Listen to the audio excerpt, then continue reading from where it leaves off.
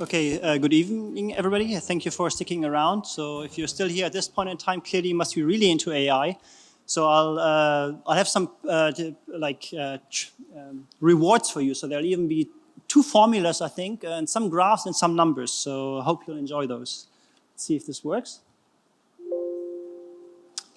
Okay, next please. So first, the work that I'll be talking about is done with a lot of collaborators. I think this is quite common in data science, so I think this is also one of the things sort of, to mention.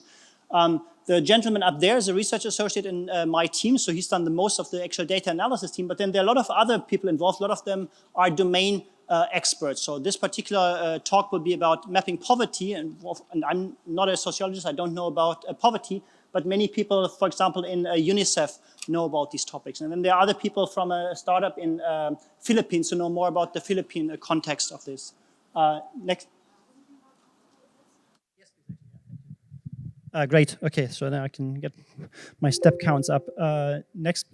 Okay, great. So why do we care about mapping poverty? So how many of you have heard about the Sustainable Development Goals before?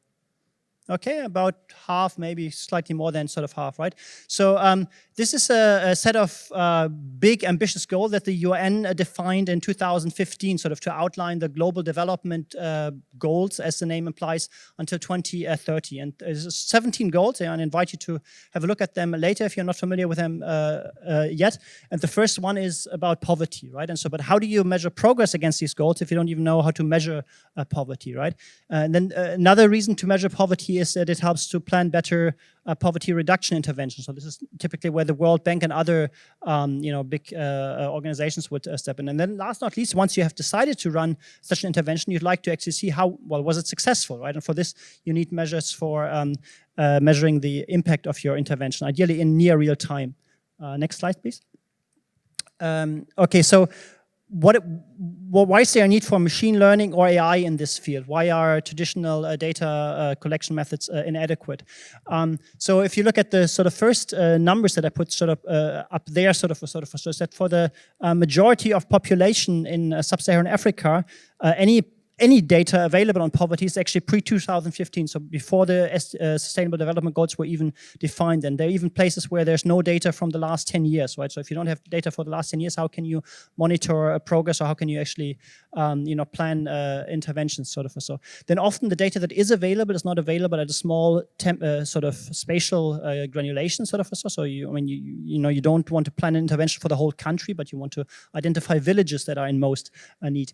And then last but not least, often existing data, they don't disaggregate by certain demographic traits such as gender, sort of. So, and this is one of the also Sustainable Development Goals related to gender equality. But if you don't have gender disaggregated poverty data, then you can't monitor progress against those.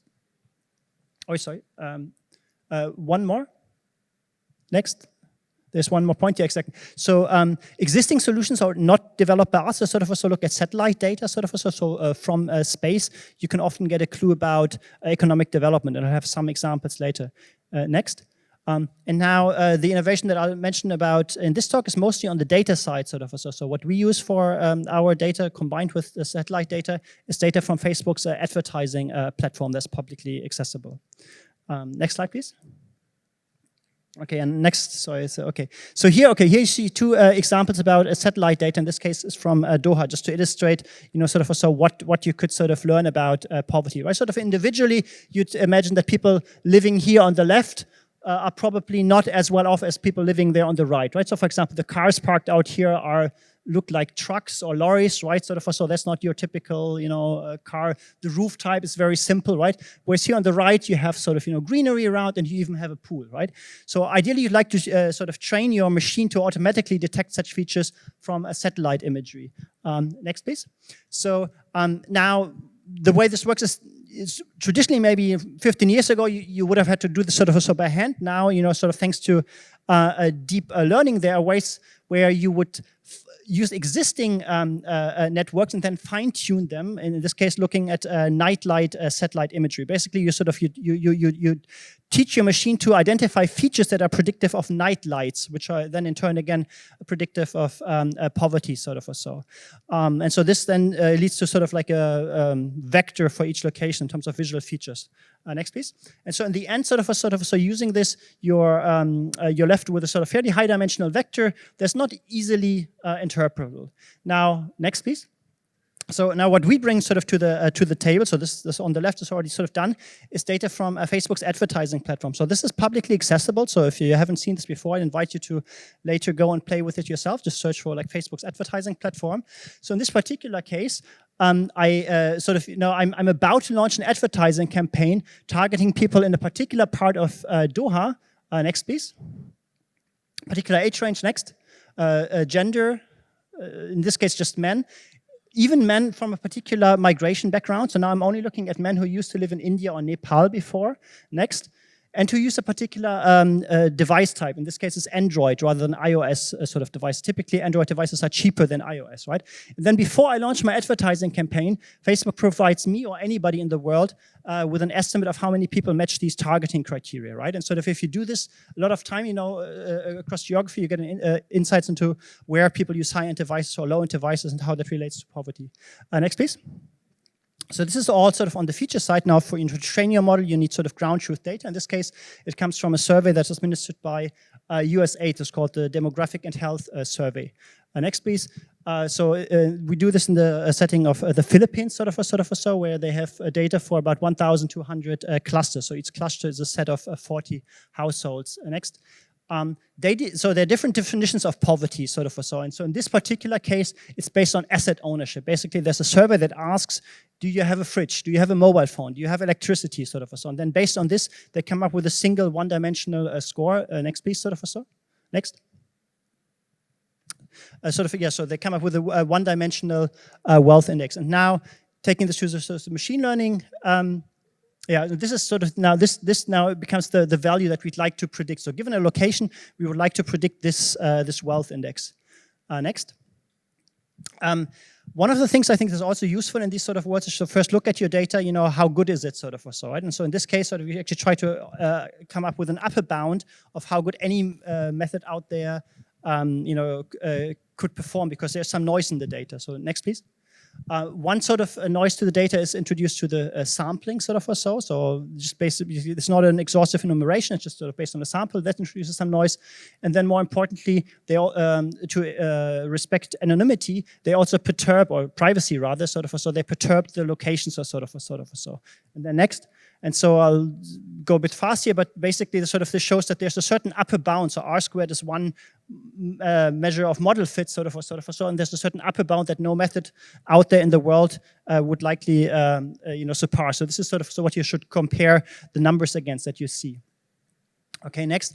I'll just quickly show you, you can go next, just build up the whole slide. Okay, thanks. And I'll just quickly go through. So this is now just to give you an indication of how Facebook correlates with poverty, So here you have R correlation. So higher means more strongly correlated. A value of 1 would be perfectly correlated, 0 would be uncorrelated. And you see, for example, that areas with higher iOS usage is positively correlated with wealth index. So we're measuring wealth in this case, not poverty. So high means correlated with wealth. And even more strongly correlated are areas where you have more recent devices, such as more recent iOS devices or recent Samsung devices. And on the other hand, if you use cheaper mobile phones, that's typically negatively correlated. But of course, this is not yet a prediction model. This is just simple correlations. So next, please. So now if you how do we combine this? Yeah, just go next. Just build up the slide, I guess, just to, sorry for the animations. Okay, great. Okay, so now it becomes a regression task. We would like to predict the wealth index in a location given a bunch of features, and then we want to learn these weights. And so in this case, we use a regularized regression to keep the model simple and to avoid overfitting. If we do everything in a tenfold cross-validated way. We also tried different regression approaches, but in the end, just simple rich regression worked best. Next. I guess also go next. Just sorry for the animation, right? And here you can sort of see different feature sets, sort of, right? So if you use only Facebook data, if you use only satellite data, roughly comparable. If you combine with other features such as regional indicators and information about population density, again, roughly comparable. I think, if you combine everything together, you get the best performance. But the overall performance is not necessarily always the goal, because the World Bank and others are also worried about sort of bias, like sort of, how well do you perform in high poverty areas versus low poverty areas? Next, please. So this is what this graph shows us. So yeah, maybe go next. There's a bit of, sorry for the animations. Go next, and next. Okay, stop. Okay, perfect. Okay, right. So just this is. Let me try to walk you through this graph. So here on the left, you have areas with lower wealth. On the right, you have something for higher wealth. On the y-axis, you have an error metric. So high is bad. So lower error is good. Higher error is bad. And then you have sort of for every decile of the wealth index, different sort of feature sets. Sort of. So at the lowest wealth, sort of highest poverty, so you see that the error for Facebook data is higher than for others. So in those domains, you actually want to rely more on the satellite data. But then if you go to areas of higher wealth or conversely lower poverty, Facebook data actually outperforms satellite data in sort of predicting relative levels of income. Next. I also go next, I guess, sort of. So, and then here's a further sort of disaggregation that's of a similar nature by urban versus sort of rural, where again, we sort of see that in, this is in the Philippines setting. In the urban setting, Facebook's better, and for these numbers, higher is better. These are R-squared results. So Facebook is better in urban, satellite is better in rural. Similarly, if you combine with other features, and then if you sort of combine everything together, you sort of get the best of both worlds, both in the urban and in the rural setting, which is again sort of, so this sort of deep dive into your model performance is very, very important for domain experts. They don't put just black box predictions. They really want to understand the weaknesses of your system. So it's really important to do this sort of deep dive and look at, where are your weaknesses of your model. Next. Last not least, so one of the things that you can't do with satellite data easily is you cannot easily disaggregate by things such as a gender sort of or so. But in our case, sort of, so now that we've trained a model that uses sort of all Facebook data, we can selectively apply it just to women or just to young people or just to people who have a university degree. Okay, next. And so here, okay, I won't go into sort of, just next. Just sort of show. So here, each data point is a cluster sort of or so, and now we can actually, for the first time, make predictions for individual level relative sort of wealth. Now, in the Philippines, fortunately, is fairly gender equal by and large. So in most locations, we predict that both men and women are doing equally well. But there are actually some locations where women outperform men or are predicted to outperform men, and some where men are predicted to outperform women in terms of devices they use, in terms of internet connectivity they have. Next. Similarly for education level, I'll skip that. Where better always.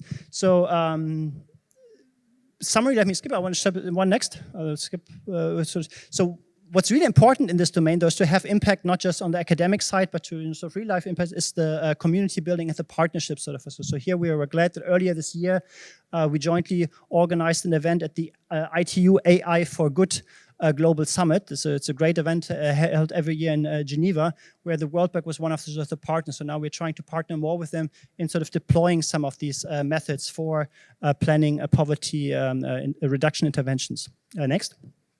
Then also, last thing, while I'm here, sort of, so this is one of the areas that I'm passionate about. Just here, a few other projects that I'd be happy to talk about that I'm personally involved in. They relate to monitoring international migration, where we work with UNHCR on things such as the Venezuelan crisis. We have a big project on mapping digital gender gaps. Again, if you're interested in the sort of topic of gender equality, come talk to me. And then last but not least, also using some of these targeted advertising systems for good. So how can you use this for what we call precision public health? Next. And that's it. And you can reach me either by email or Twitter or in person while I'm here. Thank you very much.